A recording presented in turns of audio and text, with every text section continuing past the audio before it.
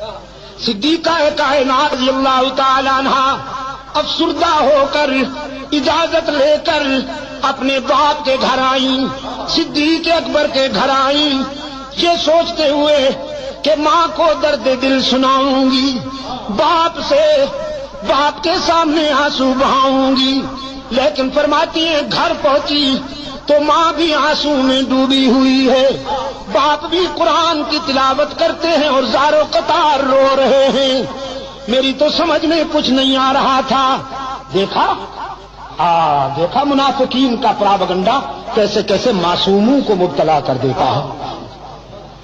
فرماتی ہیں سمجھ میں کچھ نہیں آ رہا تھا کہ میرے گھر کیا قیامت ٹوٹ گئی، یہ تو ام مستہ کی زبانی پتہ چلا کہ عائشہ کتنی بھولی ہے تو، تیرے خلاف تو مستقل محاذ بن چکا ہے،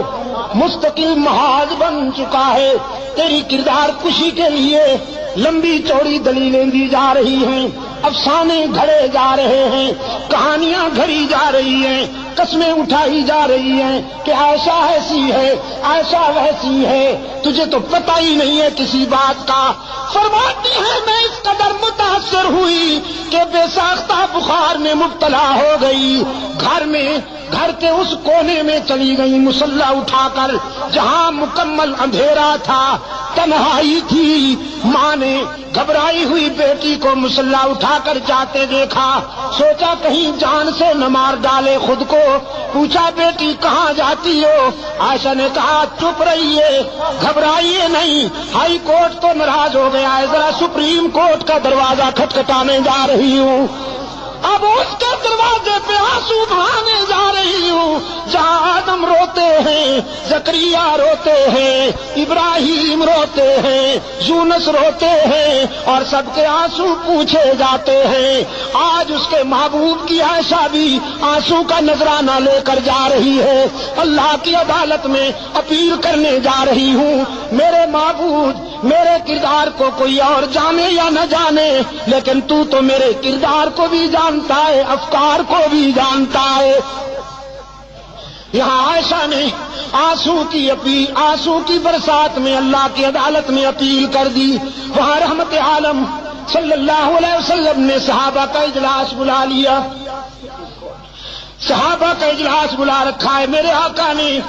فرماتے ہیں بتاؤ کیا کروں، عائشہ کے معاملے میں رائے دو، کیا کروں؟ صحابہ رو رہے ہیں، کسی میں جرأت گفتار ہی نہیں، آنکھیں برس رہی ہیں، سسکیاں سنائی دیتی ہیں، آہوں کی آواز آتی ہے۔ رحمت عالم فرماتے ہیں بولو نا، عائشہ کے معاملے میں کیا کروں، لوگ ایسی ویسی باتیں کر رہے ہیں۔ ایک آواز آئی اللہ کے رسول اگر عائشہ سے آپ زیادہ ہی کبیدہ خاطر ہیں، اگر آپ کا دل زیادہ دکھ گیا ہے تو آزاد کر دیجئے، نبی کو بیویوں کی کمی تو نہیں، بس یہ آواز اٹھنی تھی کہ فاروق اعظم زارو قطار روتے ہوئے اٹھ کھڑے ہوئے، عرض کیا اللہ کے رسول یہ فیصلہ تو بالکل آخری ہوگا، پہلے یہ بتائیے کہ عائشہ کو آپ کی رفیقہ حیات بنانے والا کون ہے؟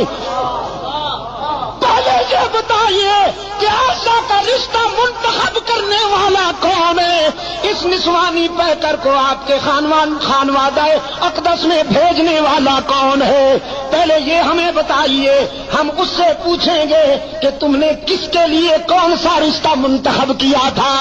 رسول کی انگلی آسمان کی طرف اٹھ گئی، اللہ کے رسول کے خاموش کنارے نے، خاموش اشارے نے بلاغت کے دریا بہا دیے، فصاحت کے سمندر موجزن کر دیے۔ رسول کی انگلی آسمان کی طرف اٹھی، فاروق کی تلوار نیام سے نکل آئی، عرض کیا اللہ کے رسول جس نے عائشہ کو آپ کے گھر میں آپ کی بیوی بنا کر بھیجا ہے، آپ کے گھر سے نکالنے کا اختیار بھی اسی کو ہے، عائشہ پر تنقید کرنے والوں کو میری تلوار کے حوالے کر دیجئے۔